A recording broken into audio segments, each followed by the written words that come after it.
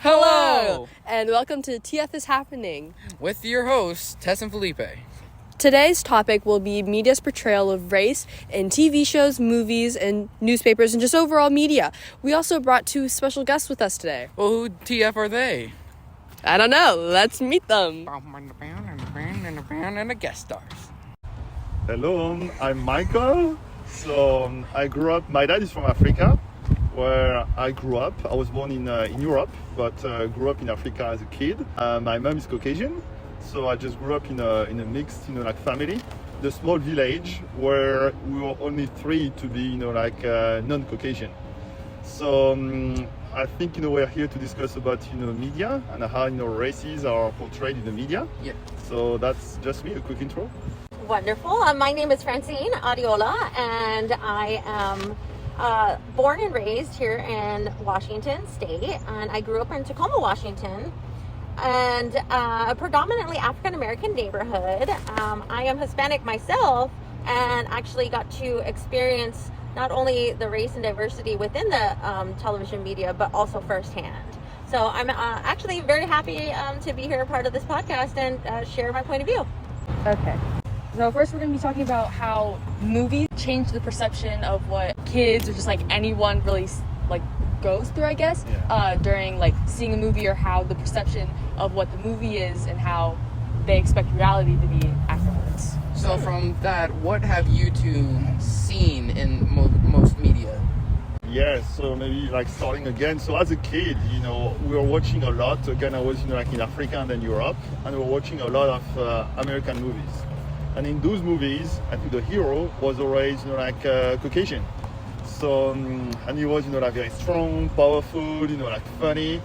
And for me, I remember, playing with my friends. I would always pick a name like John Smith, and just use, US dollar. You need to give me, this, much. So I think, growing up, and maybe things have evolved a little bit, but the way people are portrayed in movie and what you see, just creates a vision that the hero is this specific person. So it can undermine a little bit your vision of your community, and thinking that people who are successful, who are leaders, who are cool, are basically those kind of people. Even if I think it has been improving over the years, it's still something which is very important. I don't know what Francine thinks. No, and I completely agree with that.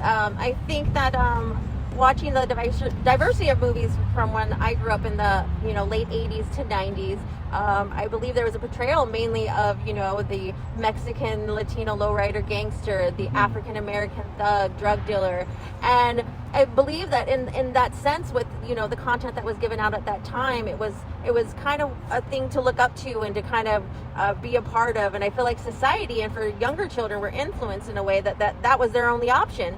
There was never really an aspect of that there would ever be a black president, or that those things were even a possibility.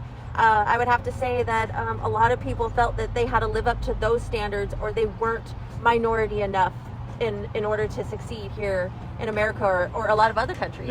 Yeah. I think that's a very good point. And you bring, for instance, you're talking about a black president. I remember this 24 Hours, which was something I was watching on TV.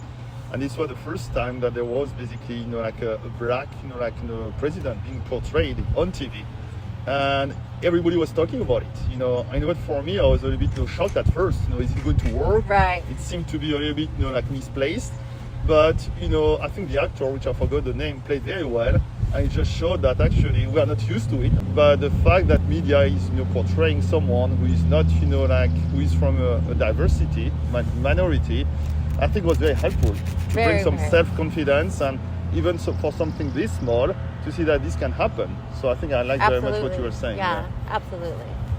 There's definitely a lot of people who don't realize how much their perception or vision of people have changed based off of movies or television shows or even newspapers.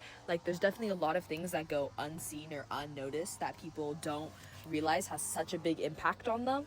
The percentage of black movie directors is only 6% in films, and only 8% of producers are black, and only 11% of movies have black people as the main character. And in most of those movies, it's really surrounded about only racism, and that's amazing. But there isn't really any movie that just shows there can be just like a day in the life of just like it can be the same thing as like it's always based around there's always the bad guy as just another.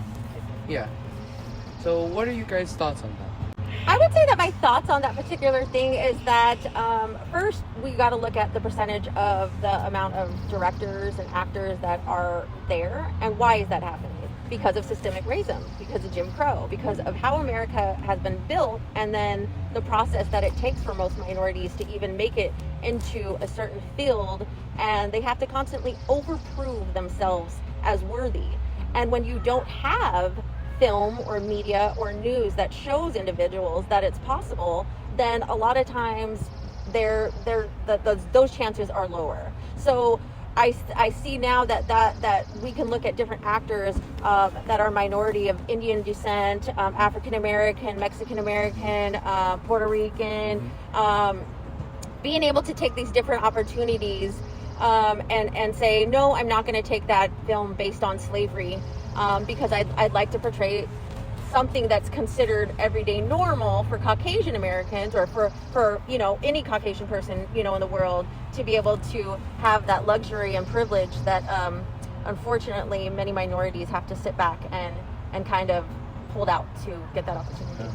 No, I agree. This is a very good point because maybe things are improving a little bit. We mentioned having like some actor from minority in some lead role, still not the majority, but it's happening. At the same time, as we just discussed and mentioned, you don't necessarily have the same access to those behind the scene very powerful money maker position as director or producer of this movie. So, and I think what Francine was mentioning as well, what I was reflecting on is the fact that you need a network. Most of the time you see like some of those actors check sometimes on Wikipedia and some other their parents were actors or their access to some parents being in the industry, and it's much easier because then it gives you connection and a network. Correct. And when you come as was just mentioned from diverse background, you have no access to this, you have to prove it, and it's much harder to get access to this. So I think all of this systemic, networking and issue that we have with non-access for minority is making things much harder. So whereas you might find now more diversity in some of the character in the movies, I think behind the scene there's still this very powerful network which is feeding himself, and mostly preventing people from minority to get access to some key positions. Right. Which is a lot is considered as what they would say old Hollywood. That there's still those, the Jeffrey Weinsteins of the world, or those people who had such a stronghold in choosing actors, directors, promoters, and oftentimes that you do see maybe African American director or producer, it has to be backed by somebody really strong, an Oprah Winfrey, a Tyler Perry. It's not in a sense that they get to just kind of step out and say, I have this idea, I have this movie, I have this story within me, and it doesn't have to do with race or anything to that decree, and I'd like to move forward with it. And there's just less opportunity for that to happen. And as minorities, it's one voice at a time. We have to speak up, and we have to make changes, and we have to be our own advocate towards it becoming a norm. Yeah, I agree. Maybe a last point, there's also the fact that media is portraying or showing society. So if you look, for instance, I like to look at some of the sports on TV, like the NFL. It's predominantly, you have a lot of people who are just basically from minority as player. However, the owner, they are, I think, all of them, or most of them, I don't know, maybe I should be checking, but just, from Caucasian background and their wealthy family. So it's very strange, and it creates some issue when you want to discuss about Colin Kaepernick and some other players where the people watching the show, making the money, bringing the money are basically from minorities, or it's more diverse, everybody's watching.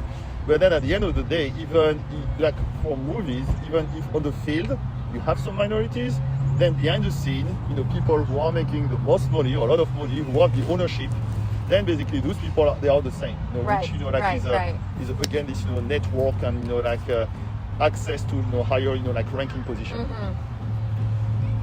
Those are some really good thoughts. Thank you.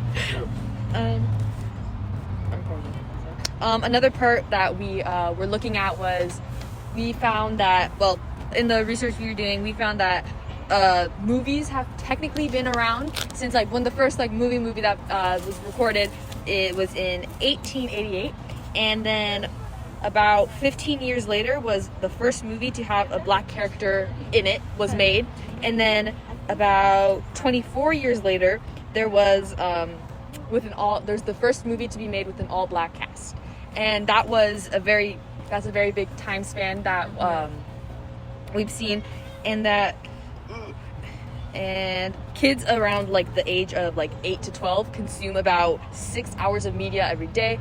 That like goes from like TV shows, movies, like phones, iPads, really anything. And the average U.S. citizen resident consumes about 15.5 hours of media every day. That goes from newspapers to like books to like anything of that, like non-traditional and traditional media, and it has a very, very big impact. And studies have seen that most of movies have a very big impact on all girls' self-esteem, black boys' self-esteem, and they see a decrease in both of their self-esteems, but a very big like increase in self-esteems for white boys. And that's mainly because Hollywood casts mainly white men for the heroes, and then the villains are like someone completely different, and they're like, this is the bad guy, this is the good guy, now this is reality, but that's and then it's unfathomable to switch those two characters, because it's like, no, one's always been one and one's always been the other. And even though if there are movies where like the hero is a black character or the hero is a Hispanic character, there's still so many other movies that go over that are like mainly just the white characters as for sure heroes. It's like mostly if a lot of kids see like the black person as a hero, they'll won't really think it because they've seen so many movies where the white person has always been the hero, the main character. Right. And that's what a lot of kids grew up with. Right. I think that's a very fair point, because you think that, for instance, Mexican are funny in the movie. They are good cooks, and they are going to do this, or they are part of like a gang, and this is very stereotypical. So, and this like it's interesting to see how much media is being consumed by people. And as a kid, I know with social media, it's even harder, because everyone can go on its phone and look at this. It's also sometimes less structured. So I think like the younger kids are looking at homemade kind of small YouTube video. But they look homemade at the same time. When I look at them, they're all very well prepared. They have a lot of very no plan into it. So it looks like as if someone was doing it, but you see very much the same content. So I think it's having a lot of impact, and I would totally agree. It's just this is what you consume the most in a day, and this is what gives you it's not brainwashing, but it gives you a very good specific perception of who you are and what you can achieve and what you cannot achieve. Right. I completely agree. I think that seeing the effects firsthand is for me was very eye-opening. So I am a Hispanic woman, and but I have very fair skin, so I can pass as what most people would think is white.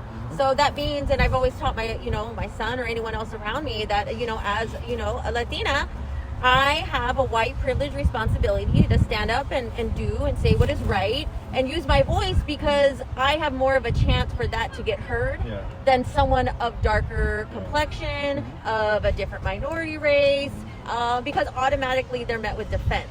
So as a child walking into even a gas station, I didn't have all eyes on me, but if I came in with my group of African American friends or my Mexican friends with darker complexions, it was automatically all eyes on them. They were being followed around. It was an assumption that if there was a fight or something that broke out, they automatically knew to be aware of everything around them, because they were going to most likely be the blame of what was going on, of any chaos. And I think that comes from movies, that comes from what's put on them, and to have to know that, like, as a parent, you have to explain to your child, who, as for mine, he has browner skin, he has, darker complexion, he has the typical look of what somebody would say a minority is.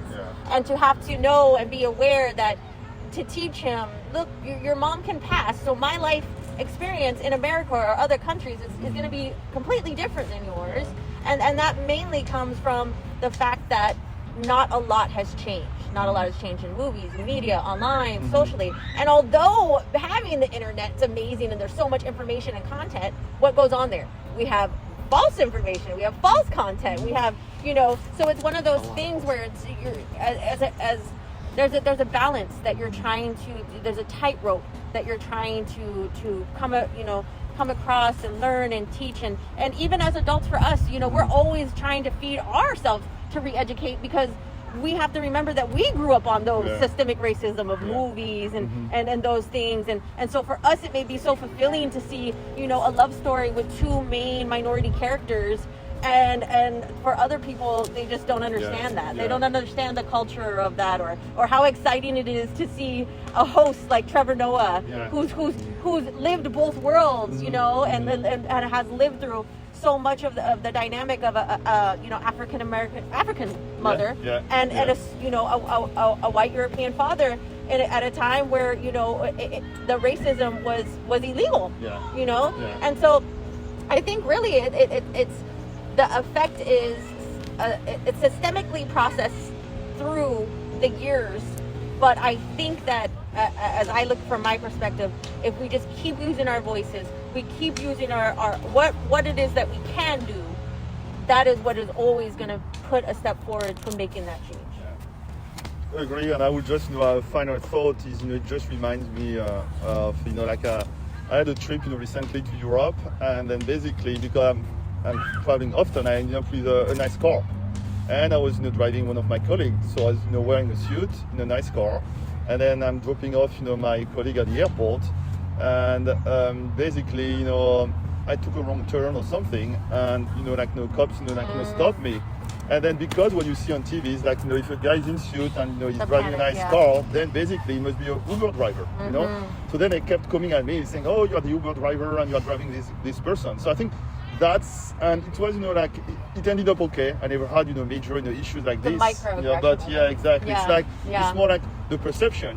What you see, you portray someone on media on basically the guy, he must be Ubering or doing something like that. So anyway, just this creates also some kind of situation where at the end of the day you are impacted by it. No big deal, but it's kind of feeling a little bit hard. So I think that's my final thought. And if that happens enough, then that takes a toll on your self-esteem. And sometimes we don't realize is that when it's taking a toll on us as parents, we